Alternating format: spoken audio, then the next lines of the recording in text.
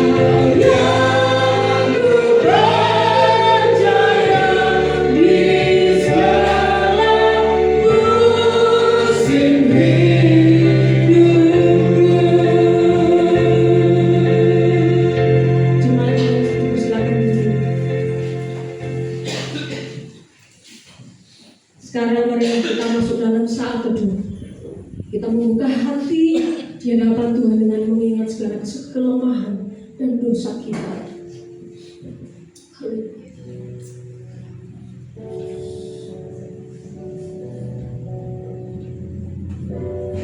Tuhan yang penuh kasih dan panggilan sabar, kami datang di hadapan-Mu dengan hati yang terbuka ya Tuhan.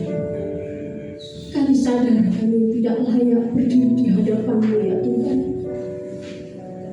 karena banyak hal dalam hidup kami yang tidak berkenan di mata-Mu. Kami sering gagal ya Tuhan buat mengasihi. Kami mudah menghakimi Tuhan dan lambat untuk mengampuni. Ampunilah kami ya Tuhan bila kami hidup tanpa kerendahan hati dan tanpa rasa syukur atas anugerah-Mu Tuhan. Hari ini kami datang kepadamu sebagaimana kami ada, bukan dengan kebanggaan, melainkan ya Tuhan dengan penyesalan yang tulus. Ya Allah, kasihanilah kami, orang-orang yang berdosa ini.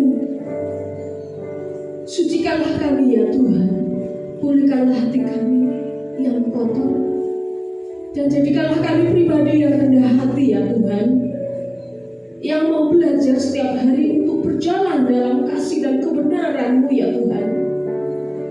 Kami percaya Engkau menerima setiap orang yang datang dengan hati yang hancur dan tulus hati di hadapan-Mu ya Bapa.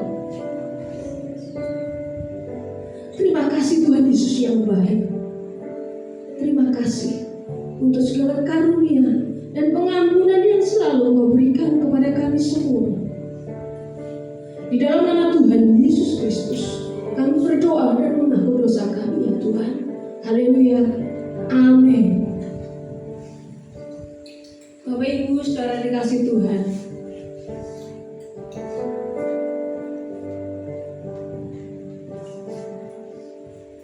kita akan bersama-sama mendengarkan berita anugerah dari firman Tuhan di dalam Mazmur pasal 32 ayat 1 sampai 2 mengatakan, berbahagialah orang yang diampuni pelanggarannya, yang dosanya ditutupi. Berbahagialah manusia yang kesalahannya tidak diperhitungkan Tuhan kepadanya. Amin. Saudara, kita sudah diampuni dan selayaknya kita pun harus saling mengampuni dan mengasihi sesama kita semua. Maka marilah kita berikan salam damai, kiri kanan, depan, belakang kita, semuanya sambil kita berkata, damai Kristus besertamu.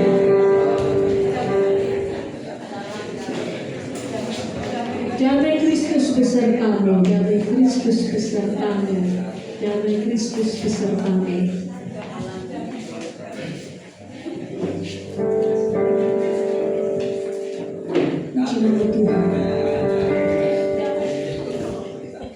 Haleluya.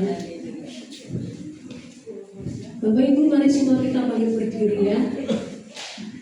Kita mau bersama-sama membawa korban syukur kita kepada Tuhan, membawa segala pujian hanya bagi Tuhan, Raja Tuhan kita Yesus Kristus. Haleluya. Mari kita tepuk tangan bagi Tuhan dengan sukacita.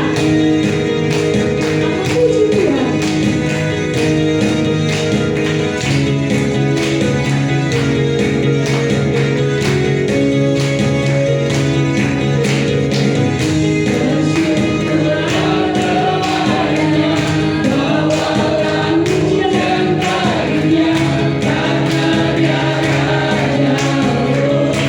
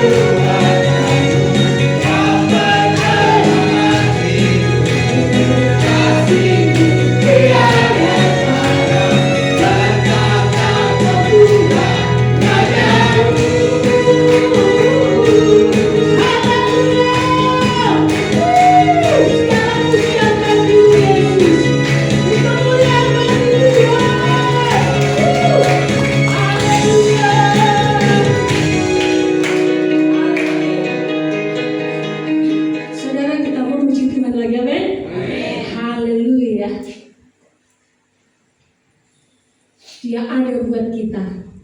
Apapun keadaan kita, dia selalu buat kita tuh selalu ada. Amin saudara. Oleh karena itu kita fokus memuji Tuhan dengan sukacita, karena dia sangat mengasihi kita semua. Haleluya.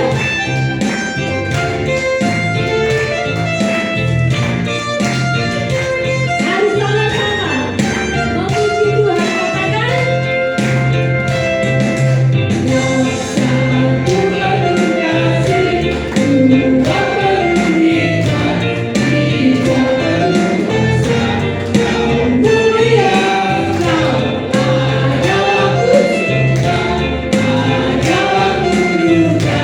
Kau setia dan selalu bersamaku. Kau mampu aku tersenyum, mampu aku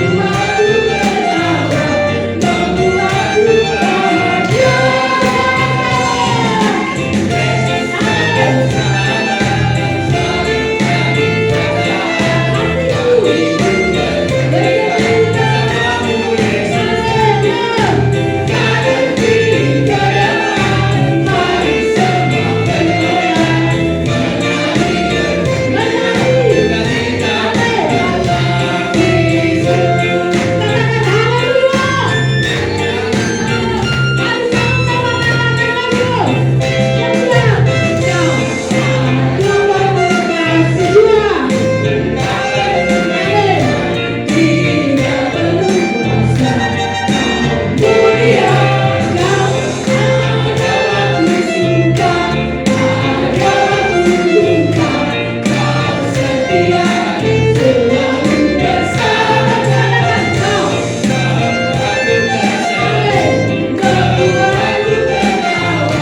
mampu aku bahagia.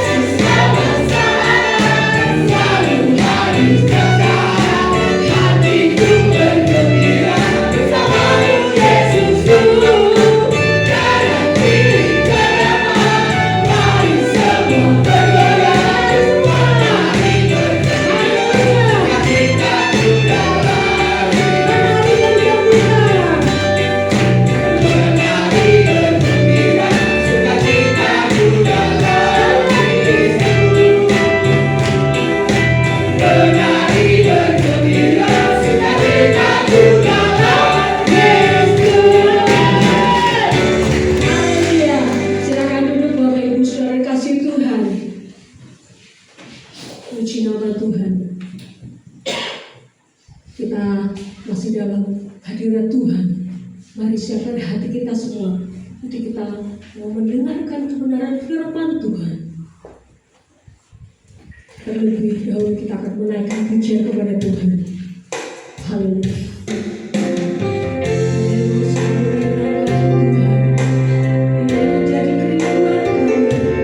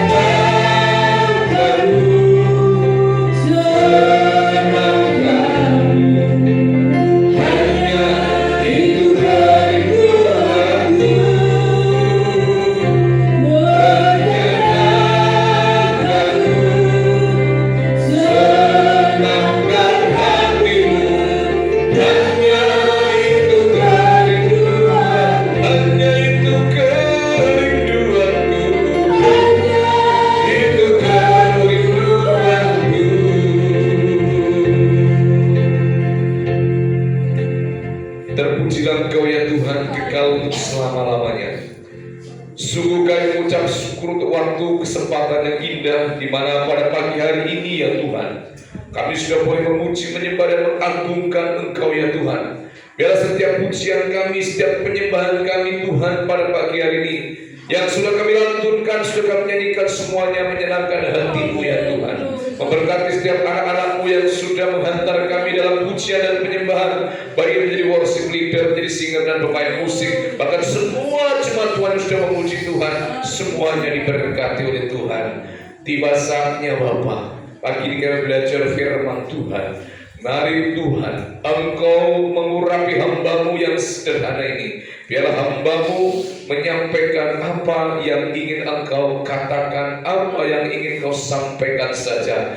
Dan biarlah kuasa Roh Kudus mengurapi kami semua, baik yang menyampaikan maupun yang mendengarkan firman Tuhan. Segala kuasa kegelapan kami singkirkan pada kami dalam nama Tuhan Yesus Kristus. Terima kasih, berfirman-Lah ya Allah, karena kami siap untuk mendengarnya. Di dalam nama Tuhan Yesus, Juru Selamat kami sudah berdoa. Haleluya, amin. Selamat pagi Bapak Ibu yang dikasihi Tuhan. Shalom. Apa kabar? Baik, luar biasa. Ya, kita bersyukur kepada Tuhan kalau pagi hari ini ya kita dalam keadaan yang baik, yang sehat, itu semua karena kemurahan dan kebaikan Tuhan. Bapak Ibu yang dikasihi Tuhan, pagi hari ini firman Tuhan terambil dari Injil Lukas. Ya. Injil Lukas pasal yang pasal 18 ayat 9 sampai dengan yang ke-14. Bapak Ibu, saya mengajak kita membaca ayat ini, firman Tuhan ini secara berganti-gantian. Nanti tolong dibantu dari sana untuk nextnya ya. Saya membaca ayat yang ganjil, Bapak Ibu genap dan terakhir bersama-sama. Demikian firman Tuhan. Dan kepada beberapa orang yang menganggap dirinya benar dan memandang rendah semua orang lain, Yesus mengatakan perumpamaan ini.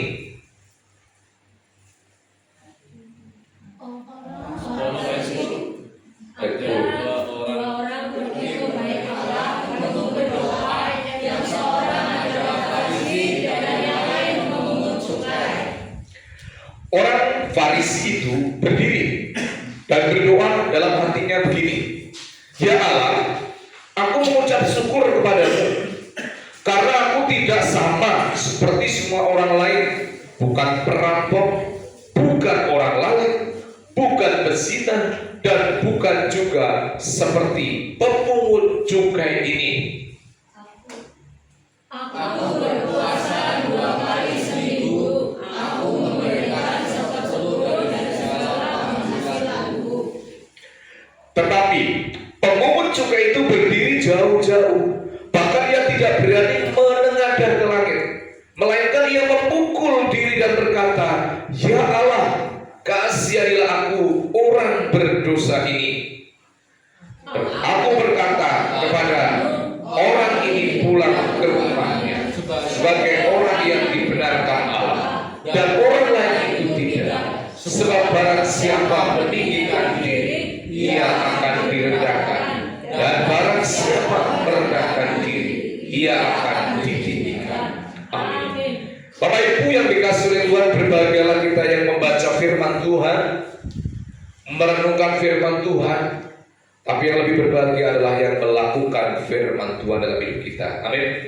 Nah, Bapak Ibu yang dikasihi oleh Tuhan, ya, cepetan. Nah, pagi hari ini, kalau di dalam dalam judul Alkitab LAI adalah perumpamaan tentang orang Farisi dan pemungut cukai. Yang bawa Alkitab bisa lihat di situ judulnya seperti itu, atau yang di HP itu dalam Injil Lukas 18 ayat 9 sampai 14 itu judul LAI itu adalah perumpamaan tentang orang Farisi dan pemungut cukai. Nah, pagi hari ini kita akan belajar tentang doa orang Farisi dan pemungut cukai, saudara. Doa orang Farisi dan pemungut cukai. Namun sebelumnya saya ingin menjelaskan tentang ini, saudara. Ingat siapa ini namanya? Ada namanya itu. Farel Prayoga. ya, pernah diundang oleh Bapak Presiden kita Jokowi pada tanggal 17 Agustus tahun 2022. Dia disuruh menyanyi lagunya apa? Itu loh. Ada lagu itu. Suruh menyanyi lagu itu kan. Jadi kisah Farel Prayoga ini, waktu dia menjadi seorang anak kecil yang sangat bersinar, sangat terkenal karena diundang oleh Pak Jokowi mengisi acara 17 Agustus ya di Istana Negara dengan menyanyikan sebuah lagu Ojo dibanding-banding ke lagu pop. Lagunya gimana? Wong kok ngene kok dibanding-banding ke, saing-saing ke, yo mesti kalah. Terus tak oya-oyo aku orang mampu, mung sakuatku mencintaimu. Ku berharap engkau mengerti, di hati ini hanya ada kamu. Bisa nyanyi lagi itu? Lagu ini sebenarnya lagu yang sangat, sebenarnya lagu ini bukan lagu anak-anak. Lagu ini sebenarnya bukan menceritakan berkisah tentang lagu seorang anak kecil, bukan. Lagu ini ya itu menceritakan sebuah konflik antara suami dan istri. Ya. Memang yang menyanyikan seorang anak-anak, tapi lagu ini adalah lagu yang bernuansa, berisikan, bernafaskan sebuah konflik antara suami dan istri. Ya. Di mana di situ dalam lagu tadi dikatakan wis ngancani tekan seprene nanging kabeh ora ono artine. Begitu kan? Kalau nggak tahu ya cari lagunya.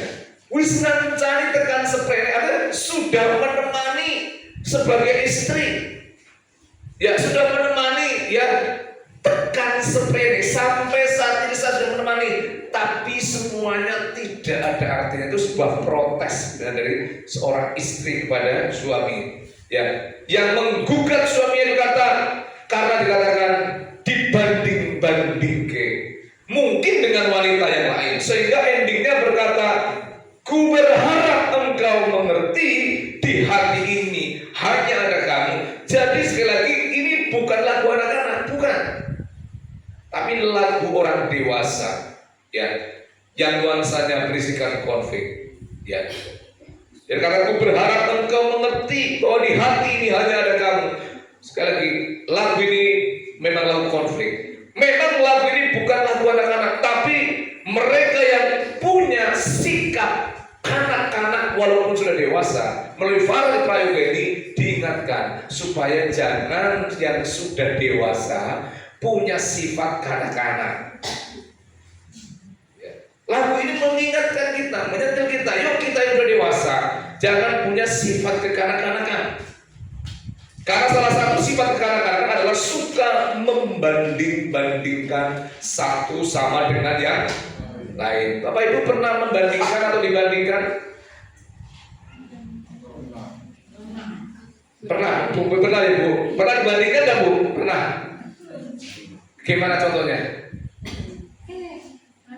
Si Pina kayak kain.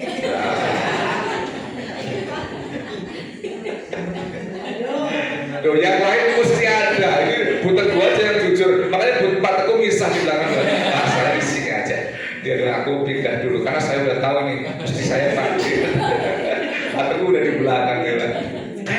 Kayak si siapa? Pina. Sergap. Peter boleh kulit. Terus apa lagi?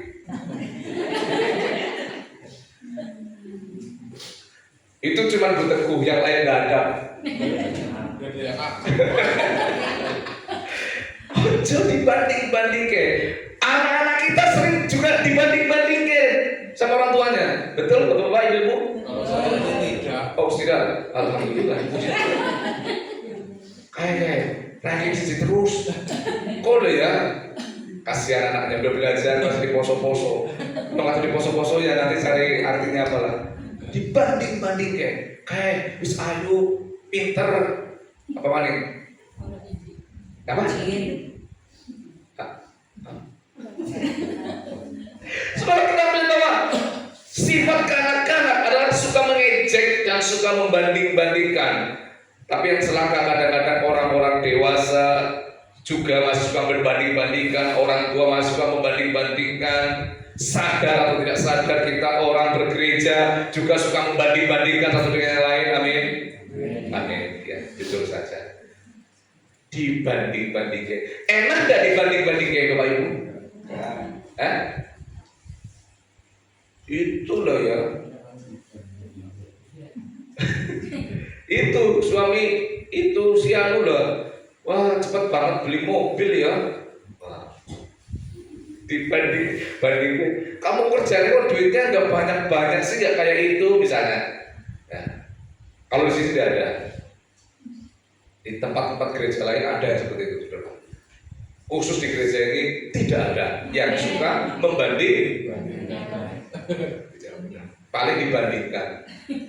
Membandingkan enggak, tapi dibanding-bandingkan.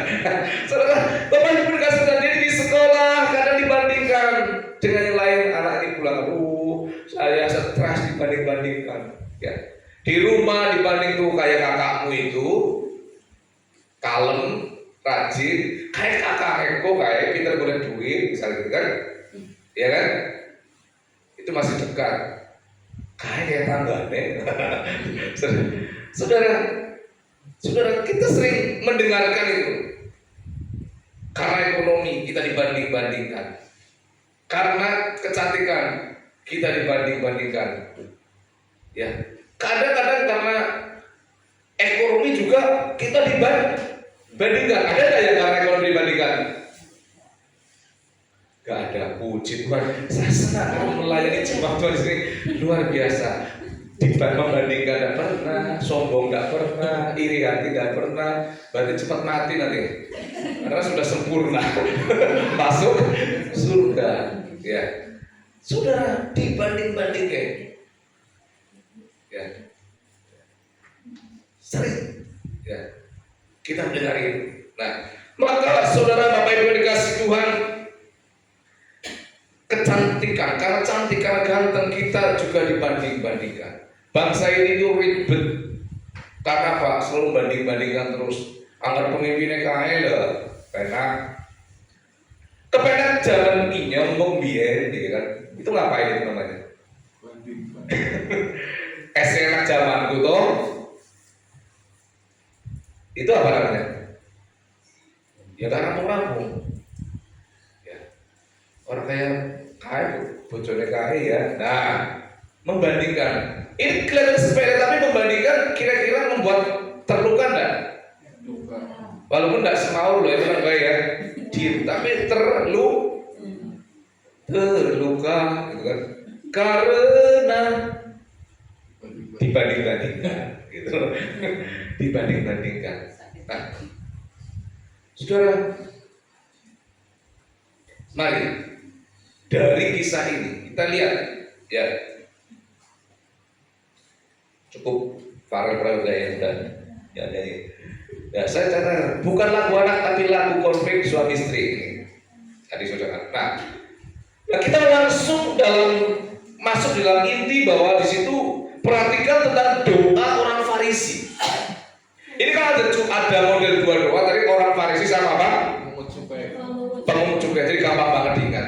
Ada dua model doa orang Farisi dan doa pemungut cukai. Nah, kita melihat di sini bahwa orang Farisi itu berdoa, dia berkata, "Ya Allah, aku mengucap syukur kepadamu karena aku tidak sama seperti orang lain." Doa ini salah enggak? Halo? Doa seperti ini salah enggak? Isi kalimat doanya di situ begini, "Ya Allah, aku mengucap syukur kepadamu karena aku tidak sama seperti orang lain, bukan perampok, bukan orang lain, bukan pezina, bukan pemungut cukai. Aku berpuasa 2 kali seminggu, 1/10.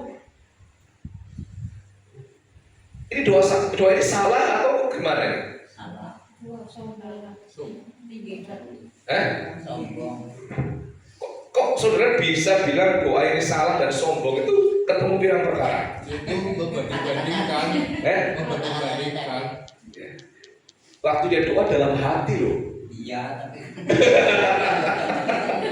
Tuhan tahu.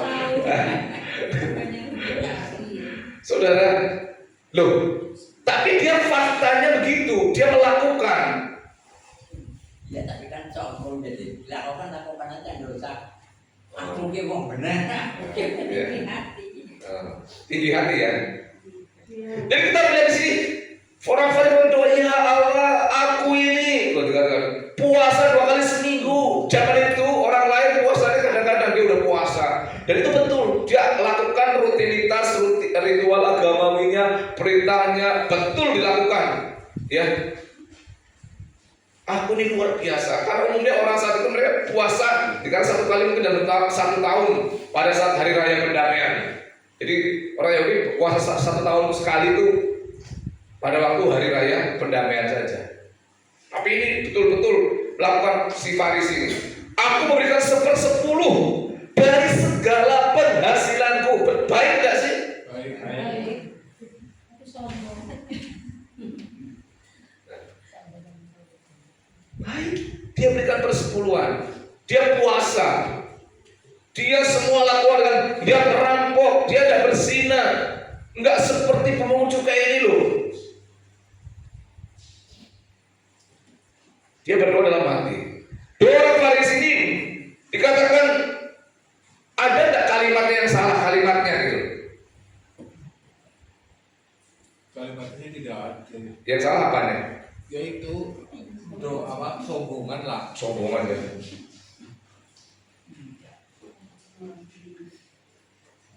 Sombongan ya.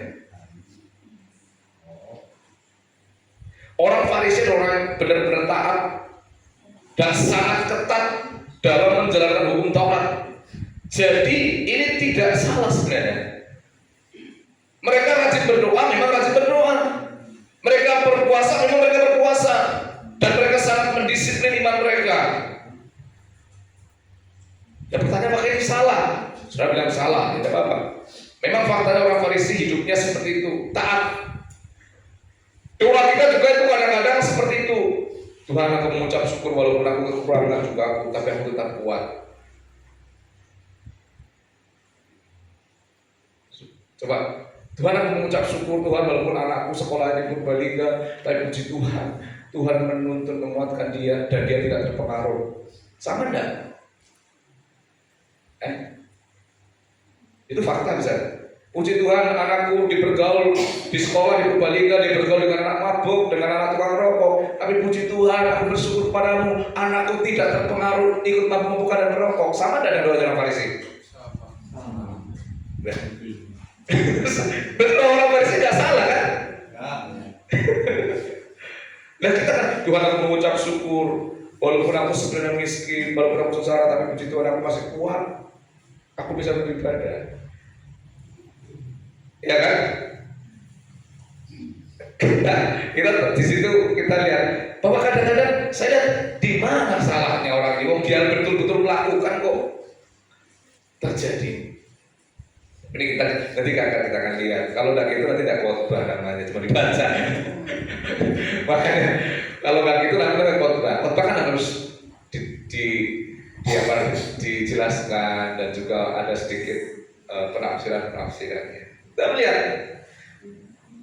Coba bandingkan dengan pemungut cukai. Dia hanya memukul diri dan tidak berani menengadah ke langit, tidak melakukan perintah agama, dan pemungut cukai berkata, Tuhan, kasihanilah aku orang berdosa ini.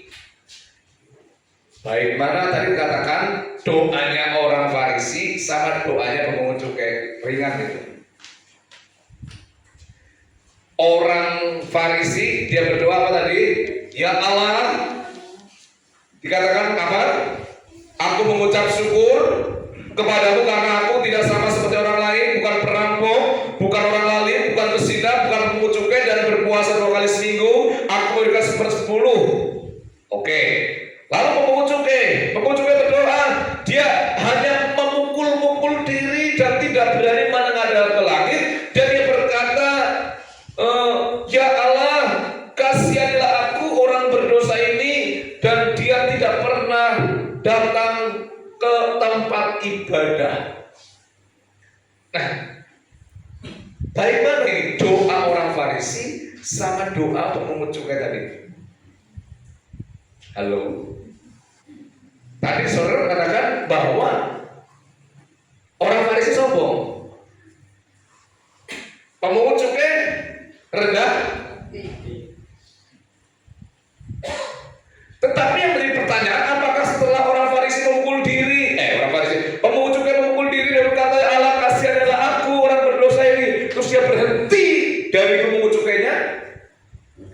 Masih lanjut profesinya. Bagaimana? Orang Farisi. Loh, kita mengatakan bahwa ini orang pemungut cukai orang yang rendah hati karena dia memukul diri. Wah, saya orang berdosa, kasihanilah aku. Tetapi dia hanya berdoa, mengucapkannya, penyesalannya, tetapi tidak stop, tidak berhenti dari profesinya sebagai pemungut cukai, tidak berhenti dari dosanya. Kita kan seperti itu kadang-kadang. Doanya manis di bibir, baik sekali, struktur katanya bagus, tapi tidak bertobat, tidak berhenti dari dosanya. Bisa seperti itu? Manis di bibir, memutar kata, terus Malah kau tuduh pula. Saudara, kita melihat pemungut cukai ini tidak ada setelah doa terus saya sudah menyesal, berarti saya mandek nih, nggak melakukan lagi. Tidak. Tetapi doanya bagus. Aku menyesal nih, aku nggak akan melakukan lagi nih, aku dalam berdosa ini. Tetapi cuma di doanya saja, pemungut cukai ini tetap melakukan dosanya, tetap melakukan profesinya. Tapi tadi kita lihat Allah kok lihat bagus doa orang pemungut cukai gitu kan. Nanti kita akan lihat saudara. Nah, Bapak Ibu dikasih oleh Tuhan, saudara, itulah doa ya yang dikatakan oleh pemungut cukai ini, dikatakan memukul diri, tidak berani menengadah ke langit. Kasihanilah aku orang berdosa ini. Simple, bagus, jelas. Dia merasa berdosa, baik dah. Menyesal, baik dah. Tapi kalau nggak berubah gimana?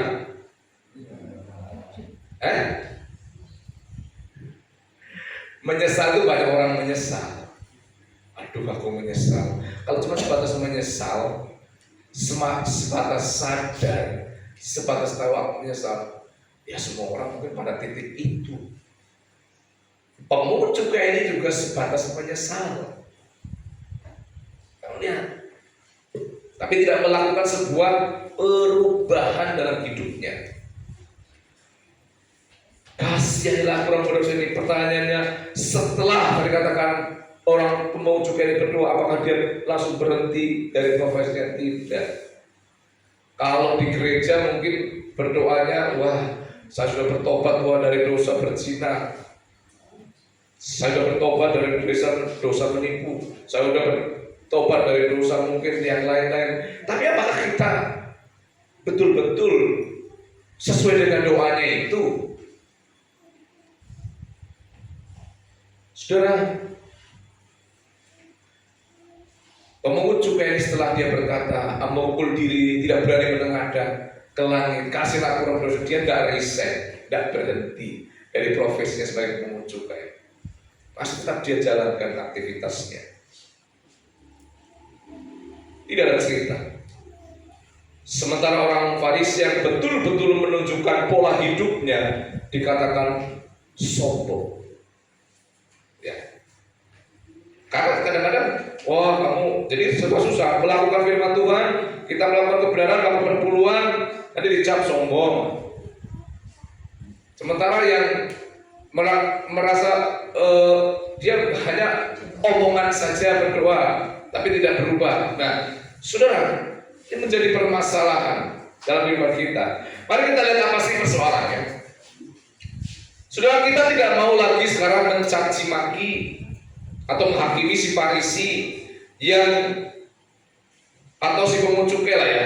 Tidak lagi kita mau mencaci maki Farisi atau mengagungkan si pemungut cukai. Karena kita ada kesan mencaci maki si orang Farisi, nanti mengklaim menghakimi si pemungut Farisi itu sombong. Lalu kita nanti juga bisa menghakimi si pemungut, mengagungkan si pemungut cukai. Ya, sebenarnya karena dua hal ini ada dan harus kita punya dalam diri kita. Kalau Farisi dicap sombong, ya salah. Karena apa? Karena Farisi karena Farisi tidak berfokus pada Tuhan. Salahnya di situ, tidak berfokus sama Tuhan. Itu aja. Tidak untuk kemuliaan Tuhan, tidak berfokus pada Tuhan, tapi kepada dirinya sendiri. Jadi semua yang dikatakan dalam doanya orang Farisi itu betul. Dia membayar perpuluhan betul, dia berpuasa betul, dia berpuasa betul, semua yang dilakukan itu betul. Hanya satu yang disebut Tuhan, kamu nggak fokus sama Tuhan, tapi kamu fokus kepada kebaikan dirimu sendiri. Paham ya? Boleh. Jadi sudah bagus ketekunannya, sudah bagus ketaatannya, sudah bagus ya dalam menjalankan setiap perintah yang dari Tuhan, perintah dari Taurat itu sendiri, perintah dari firman Tuhan itu. Hanya di sini kamu jangan bangga ya, dan jangan fokus kepada kebaikanmu, tapi berfokuslah kepada Tuhan. Amin. Ya. Jangan untuk kebanggaan ya. Sehingga tadi kita memang kalau kita bisa cepat memang kelihatannya jadi sombong ya, seperti itu. Nah, oleh sebab itu Bapak Ibu yang dikasihi oleh Tuhan, kita melihat ya, seolah-olah orang Farisi itu setelah dia tidak fokus sama Tuhan, dia fokus kepada kebaikan diri sendiri, dan orang Farisi itu dia laporan sama Tuhan. Nih, aku loh Tuhan, gitu loh ya. Seperti aku loh ini Tuhan. Maka tolong jawab doaku ya Tuhan, karena aku sudah perpuluhan ini, aku sudah puasa ini. Kalau enggak, nah ini kan jadi repot gitu. Jadi ada semacam ngancam-ngancam Tuhan. Orang Farisi tidak berfokus pada Tuhan, mengandalkan kebaikan diri sendiri. Ya, harusnya orang Farisi dia mengandalkan anugerah Tuhan, mengandalkan kebaikan Tuhan, dan tidak perlu membandingkan diri dengan orang lain. Itu saya contoh tadi ya. Tadi ada kalimat kan membandingkan, ya kan? Yang tidak bagus adalah membandingkan diri saya lebih baik dari orang lain. Ingat itu catat ya. Itu yang tidak membandingkan. Walaupun memang kita baik. Amin Bapak Ibu. Faktanya ya. Faktanya saudara baik. Faktanya saudara murah hati. Faktanya saudara mungkin luar biasa baik. Tapi jangan banding-bandingkan. Apalagi di hadapan Tuhan. Tuhan nih, aku nggak kayak dia kan. Begitu loh maksudnya ya.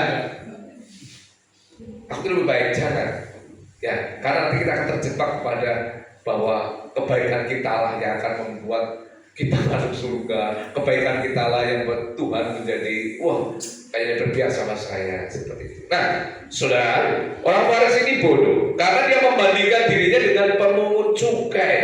Nah, harusnya orang Farisi dia bandingkan jangan dengan pemungut cukai, karena pemungut cukai ini sudah jelas orang yang salah di mata Maksudnya ya, harusnya dia bandingkan dengan orang Farisi yang lain yang lebih hebat, begitu kan?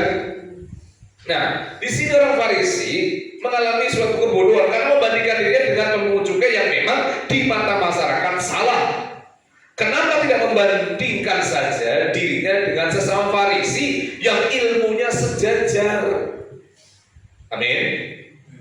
Saya kalau ditantang berkelahi sama anak kecil, saya akan menolak. Gak usah berkelahi, lari aja. Karena begini, menang orang kondang, kalah juga apa? Nah itu kan harus seperti itu. Karena apa? Saya dibandingkan dengan orang anak yang gitu loh. Jadi kalau saya diajak lari, ayo om balapan lari, nek nyong menang, dan nyong kalah. Seperti itu, maksudnya ada contohnya seperti itu. Jadi sini kita lihat bahwa harusnya orang-orang Farisi tadi, bandingkan dirimu dengan yang ilmunya sejajar, yang sama-sama Farisi, bukan dengan orang pemungut cukai yang memang sudah jelas dia orang berdosa. Kamu bandingkan dirimu dengan orang yang tidak kenal Tuhan. Kamu bandingkan dirimu orang yang tidak kenal firman, ya kamu jelas lebih baik. Seperti itu. Bandingkan diri kita harusnya dengan orang-orang yang sejajar dengan kita. Saudara, harusnya seperti itu. Bandingkan orang Farisi dengan yang sejajar atau lebih tinggi dari dia.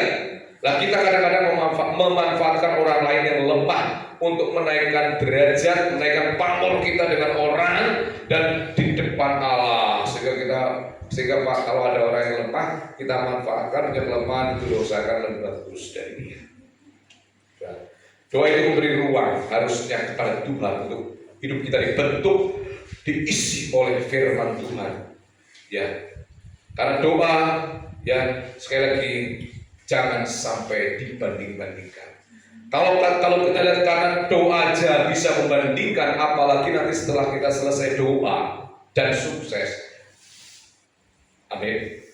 Kalau dalam doa saja berani membanding-bandingkan, apalagi nanti setelah selesai doa dan sukses, bisa lebih membandingkan. Seperti itu, saudara. Maka dari itu, dalam doa saja seperti itu. Nah, Bapak Ibu yang dikasihi Tuhan, iman orang Farisi sesungguhnya itu bisa nampak. Kadang-kadang iman orang Farisi bisa nampak dalam kehidupan kita. Pertama, ketika kita puas diri dengan kondisi iman kita. Jadi, ketika kita puas diri dengan iman kita, saya sudah puas dengan imanku ini, dengan persembahanku ini, dengan ibadahku ini, dengan pemberianku ini, ya, berpuas diri dengan kondisi iman. Orang kalau merasa puas dalam level iman akan muncul istilah kesombongan rohani. Orang sombong itu tidak ngerti kalau dirinya itu sombong. Betul enggak? Loh, saya nggak jelas ngomongnya ya. Orang sombong itu kita juga nggak ngerti kalau kita sombong. Belum paham ya? Kalau saya sombong, saya juga kadang tidak sadar, tidak ngerti kalau saya sombong depannya itu biasa saja. Yang ngerti saya sombong itu siapa? Orang lain, saudara. Terpancar di mana? Bicaranya, apalagi gaya hidupnya, apalagi lu nggak ada yang tahu, berarti nggak pernah lihat. Orang sombong terpancar dari apa? Dari ngomongnya kan, apa-apa ngerti, apa-apa tahu, ya, dan seterusnya. Terpancar dari rupa dan ucapan, itulah sombong. Dalam kontak kita dengan orang lain, ya, doa orang Farisi mengalir tanpa rasa bersalah. Nah ini kadang-kadang doanya mengalir tanpa rasa bersalah. Ya, banyak orang Kristen merasa lebih baik, lebih hebat dari orang lain. Dan dalam Alkitab, orang-orang pintar, orang-orang hebat, orang-orang yang merasa sempurna adalah orang-orang yang bermasalah dengan Tuhan Yesus. Cek di Alkitab, orang-orang yang merasa pintar, merasa hebat, semua adalah orang-orang yang bermasalah dengan Tuhan Yesus. Ahli Taurat, orang Farisi, terus semua orang yang suka berdalih, orang yang tidak mau bertobat, orang yang pintar alasan, orang yang mencari kambing, semua itu orang yang bermasalah dengan Tuhan Yesus. Orang-orang pintar semuanya, dan menganggap diri pintar pasti bermasalah dengan Tuhan Yesus. Karena apa? Merasa bisa menjawab, merasa bisa ngomong, merasa lebih tahu, merasa lebih bisa. Ketika melihat sesama kita, yang kedua, ya jadi iman orang Farisi itu bisa dilihat dari apa? Puas. Udah cukup puas lah, kayak gini aja saya imannya, cukup begini. Ya. Jadi kita melakukan sesuatu harus diniati, dipikirkan, dan dikerjakan. Saya pengen beli motor, saya diniati dulu, lalu dipikirkan dan diusahakan. Apapun yang akan kita lakukan kalau nggak diniati, nggak dipikirkan, nggak dilakukan, nggak akan terjadi, saudara. Kebaikan pun seperti itu. Ya, hanya sebuah wacana saja, ataupun mungkin wacana pun tidak ada. Nah, Ketika melihat sesama kita lebih bodoh dan kita lebih pintar, apapun profesi kita harus meningkatkan diri, tapi bukan untuk meninggikan diri. Jadi kita harus meningkatkan diri, ya, tapi bukan untuk meninggikan diri.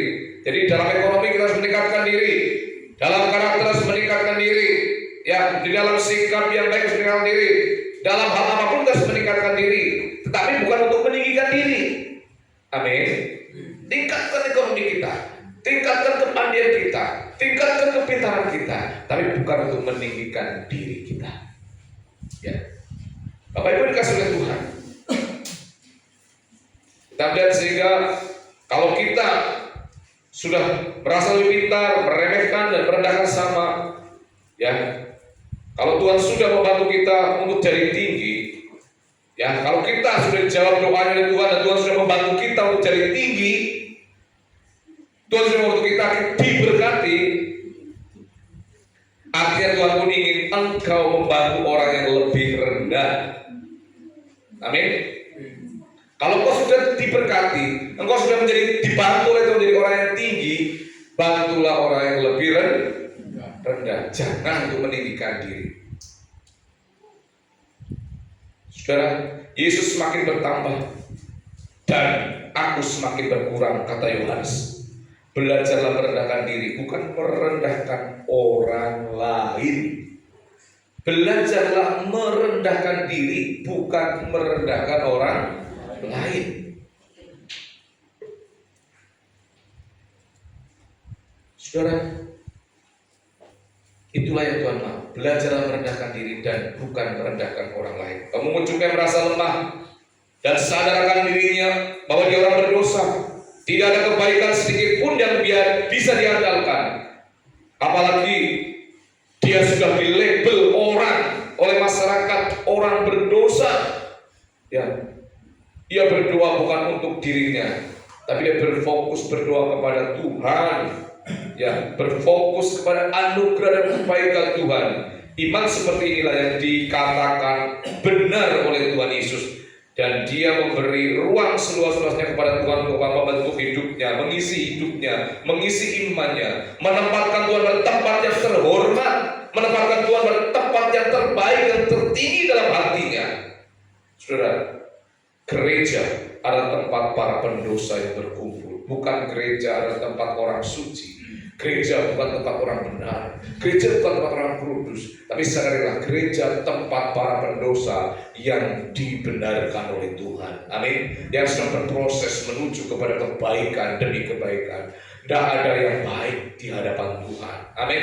Semuanya sedang berproses, semuanya ada dalam bengkel rohaninya Tuhan. Semua sedang didandani. Jangan merasa saya sudah baik, saya sudah benar. Tidak, sama-sama kita sedang dalam bengkel rohaninya Tuhan. Amin. Saudara, kalau saya istilahkan mungkin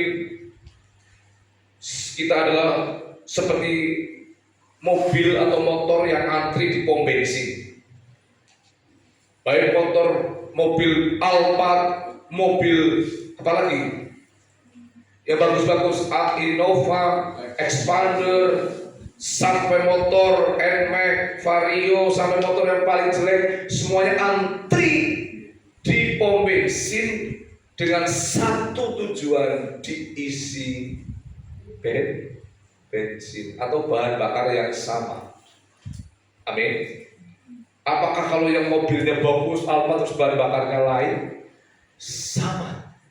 Apakah status ekonomi, status pendidikan, status sosial yang ada dalam gereja terus diisi dengan bahan bakar yang lain? Dan firman yang sama yang akan mengisi hidup kita. Amin. Supaya jalan, supaya hidup. Saudara saya adalah orang yang berdosa, orang yang sakit secara rohani semuanya. Dan Tuhan mengasihi kita.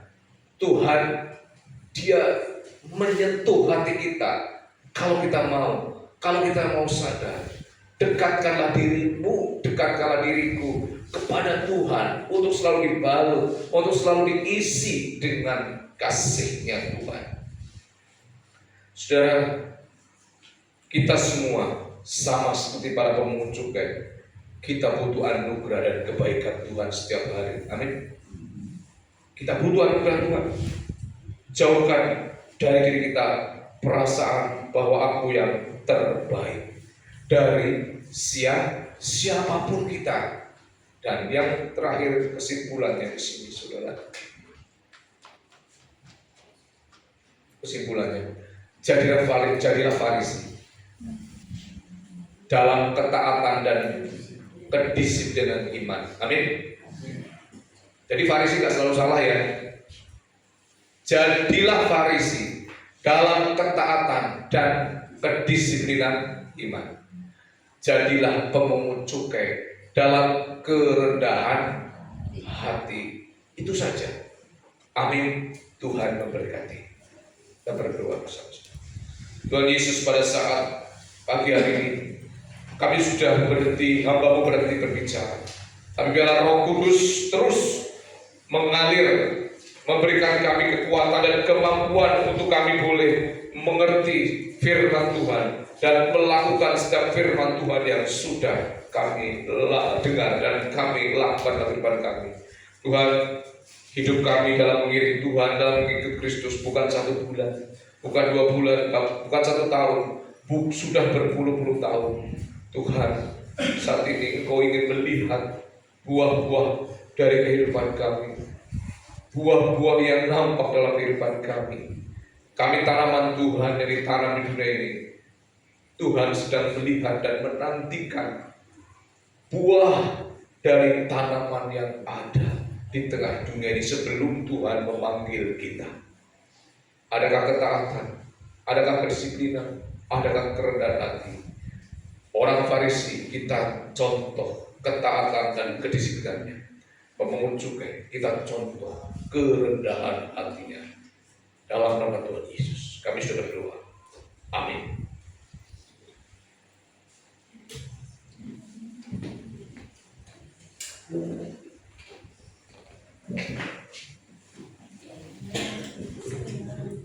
Jemaat yang dikasih Tuhan, mari semua berdiri.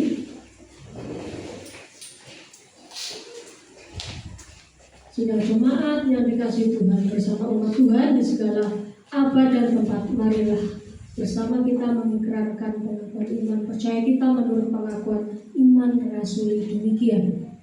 Aku percaya kepada Allah, Bapa yang Maha Kuasa, Khalik langit dan bumi, dan kepada Yesus Kristus, Anaknya yang tunggal, Tuhan kita, yang dikandung dari Roh Kudus, lahir dari anak darah Maria, yang menderita di bawah pemerintahan Pontius Pilatus, disalibkan, mati dan dikuburkan, turun ke dalam kerajaan maut. Pada hari yang ketiga, bangkit pula dari antara orang mati, naik ke surga, duduk sebelah kanan Allah, Bapa yang Maha Kuasa, dan akan datang dari sana untuk menghakimi orang yang hidup dan yang mati. Aku percaya kepada Roh Kudus, gereja yang kudus dan am, persekutuan orang kudus, pengampunan dosa, dan pernikahan daging dan hidup yang kekal. Amin. Jemaat Tuhan dipersilakan duduk. Tiba saja kita akan memberikan persembahan syukur kita kepada Tuhan. Firman Tuhan yang melandasi persembahan ada dalam Ibrani 13 ayat 16 demikian. Janganlah kamu lalai untuk berbuat baik dan memberi bantuan, sebab kurban-kurban yang demikianlah yang berkenan kepada Allah. Amin. Persembahan dijalankan, silakan yang bertugas diiringi pujian kepada Tuhan. Persembahan hati.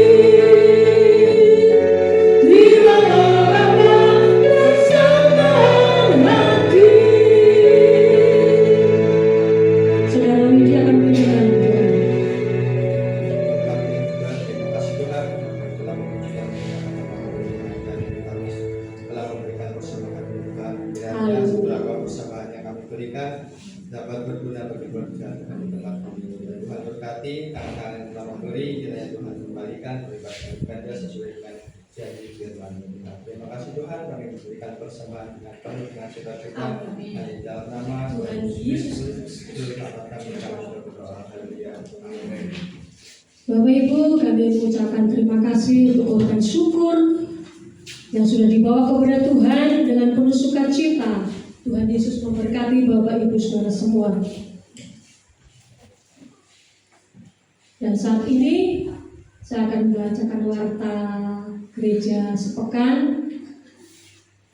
Mari kita akan menyimak bersama-sama.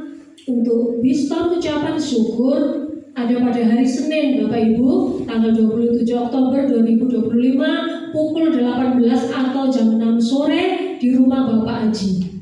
Mari semua jemaat diundang untuk hadir bersama-sama beribadah kepada Tuhan ya di keluarga Bapak Ibu Aji.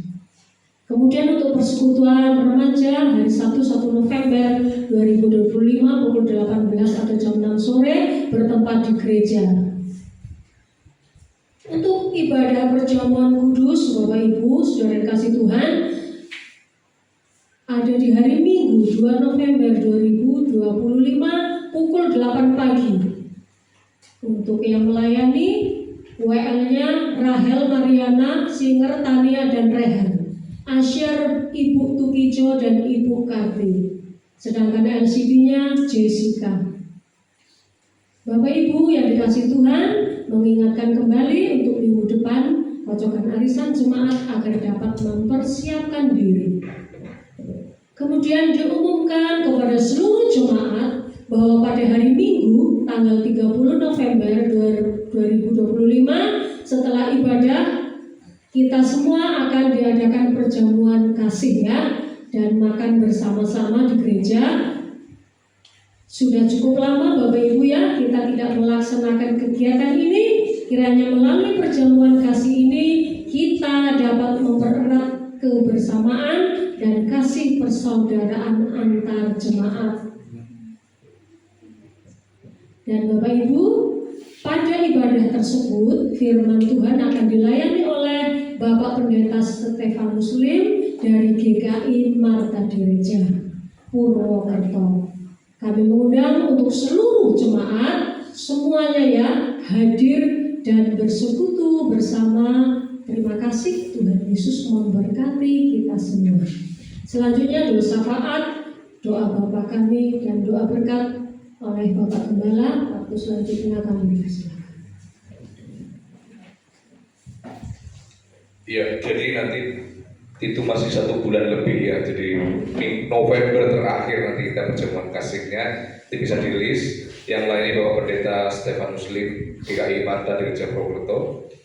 Ya, cukup lama kita mengundang dia 1 tahun karena sibuk sekali. Ya, jadi puji Tuhan bisa. Dan kita nanti diusahakan bisa hadir semua dan kita makan bersama seadanya. Kita bawa mendoan, sayur tempe, nasi, makan bareng lah di situ bersama-sama di gereja. Sebagai wujud nyata kita bisa satu kasih ya, bisa ngobrol, bisa sharing satu dengan yang lain ya. Dan untuk Natal kita tetap tanggal 25 Desember jam 10 pagi. Silakan iurannya mulai diperhatikan. Iuran kematian pun silakan mulai diperhatikan supaya tidak terlalu berdempet-dempet dan nanti kita menjadi terlalu berat. Oleh sebab itu tambahan dari saya. Dan hari Senin itu ya persekutuan Biston hari Senin. Saya katakan hari Senin jam 6 sore di tempatnya Bapak Aji ya. Ya, semua jemaat diundang hadir besok sore hari Senin, bukan hari Kamis ya. Dan saudara, kelalen, jangan. Ya, walaupun nanti di grup juga diingatkan lagi. Mari kita berdoa bersyafaat terlebih dahulu sebelum kita masuk dalam doa berkat. Tuhan Allah kami berdoa untuk saudara-saudara kami yang berada di negara Nigeria.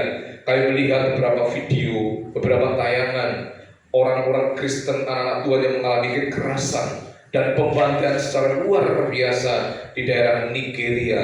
Kami berdoa supaya Tuhan iman mereka dikuatkan, diteguhkan walaupun mengalami aniaya, pembantaian yang luar biasa dari kelompok-kelompok radikal yang ada di sana. Kami mohon kuatkan dan teguhkan iman mereka. Ada 19.000 lebih anak-anak Tuhan yang menjadi martir di sana. Ada 100 gereja lebih kemungkinan yang dihancurkan di Nigeria di sana. Kami mohon Tuhan berbelas kasihan, Tuhan menolong menguatkan iman mereka yang masih hidup, Tuhan melindungi mereka yang masih hidup, Tuhan menyertai mereka, membela mereka, meneguhkan mereka. Dan itu juga menjadi refleksi buat kami di sini yang tidak ada tantangan, yang tidak ada aniaya. Kami tidak mau bersantai-santai. Kami mau Tuhan juga mendekatkan diri. Kami tidak menunggu Tuhan sebuah tantangan datang, sebuah kesulitan, sebuah aniaya datang, baru kami tekun dan baru kami setia ya Tuhan. Tapi justru dalam kondisi kami yang aman ini, yang nyaman ini, kami boleh mendekatkan diri, mengingat Tuhan ada di daerah-daerah itu mereka mengalami kesulitan, mereka mengalami aniaya ya Tuhan. Oleh sebab itu Tuhan, kami datang beribadah di tempat ini cukup nyaman, cukup dekat. Dan oleh sebab itu kami mau jangan sampai iman kami terlena Tuhan oleh karena kenyamanan, oleh karena tidak ada tantangan, oleh karena tidak ada kesulitan ya Tuhan. Gugah bangkitkan iman kami Tuhan supaya kami tidak tertidur. Kami juga berdoa Tuhan untuk Tuhan secara khusus bangsa Indonesia. Kiranya Engkau memberkati bangsa kami Indonesia, supaya bangsa Indonesia menjadi bangsa yang adil, makmur, sejahtera, diberkati oleh Tuhan, diberkati ekonomi bangsa kami, diberkati pembangunan bangsa kami, diberkati para pemimpin kami dari presiden, wakil presiden, para menteri, para gubernur, para wali kota, para bupati, para camat, sampai kepada para lurah dan kepada seluruh RT RW di Indonesia. Kami rindu Indonesia diselamatkan, Indonesia diberkati, Indonesia aman, Indonesia adil, Indonesia makmur dan sejahtera, sehingga Indonesia rakyatnya mencari pekerjaan mudah dan tidak ada gesekan, tidak ada peperangan, tidak ada kerusuhan di bangsa kami ya Tuhan. Terima kasih, kami juga berdoa ya Tuhan, biarlah Tuhan NKRI ini terus teguh, bersatu, terus semangat dan terus diberkati Tuhan.